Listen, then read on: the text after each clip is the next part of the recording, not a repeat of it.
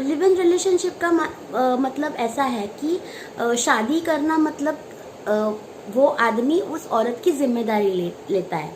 तो live in relationship में ऐसी किसी भी, और वो औरत भी जिम्मेदारी लेती है, मतलब इक्वल रहता है। शादी एक बॉन्ड होता है, तो वो बॉन्ड लिव इन रिलेशनशिप में होता है, पर उसमें शादीशुदा लोग जैसे जिम्मेदारी निभाते हैं वैसे जिम्मेदारी का कोई बंधन नहीं होता है। लिव इन रिलेशनशिप में आप दोनों को एक दूसरे के ऊपर बंधन नहीं होता है। आप एक से ज़्यादा साथी के साथ संबंध रख सकते हैं लिव इन रिलेशनशिप में, और कोई कुछ नहीं बोल सकता या कोई कुछ उसका ऑब्लिगेशन नहीं होता है किसी को।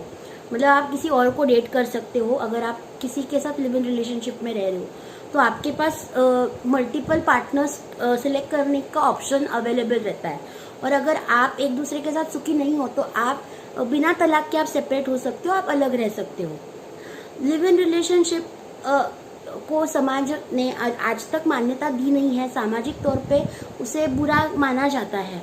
पर कोर्ट ने लिव इन रिलेशनशिप को लेके एक ब्रॉडर व्यू रखा है कि कपल्स में आगे चल के वाद विवाद हो सकते हैं या कपल्स एक दूसरे के साथ डिवोर्स ले सकते हैं। तो लिव इन रिलेशनशिप ये एक ऐसा तरीका है जिसमें कपल्स एक दूसरे के साथ कितना एक कंफर्टेबल रह सकते हैं, वो एक दूसरे के साथ कितना घुल मिल सकते हैं, उसको लेके मतलब आगे आगे चल के किसी भी तरीके का उनको दबाव नहीं होना चाहिए, या फिर उन्हें वो रिश्ता कंटिन्यू करने का भी कोई दबाव नहीं होना चाहिए। तो ये रिलेशनशिप के कुछ फ़ायदे कोर्ट ने बताए गए, और कोर्ट का कहना यह है कि article 21 right to life and personal liberty, जो कि उस आधार पे, मतलब लॉ के उस आधार पे वो इंसान एक दूसरे के साथ रहते हैं बिना शादी के, और कोई उन्हें रोक नहीं सकता, ना कि उनके माँ बाप उन्हें रोक सकते हैं, ना कि कोई रिलेटिव उन पर प्रेशर डाल सकते हैं, ना कि कोई पॉलिटिकल पार्टी उन पर प्रेशर डाल सकती है,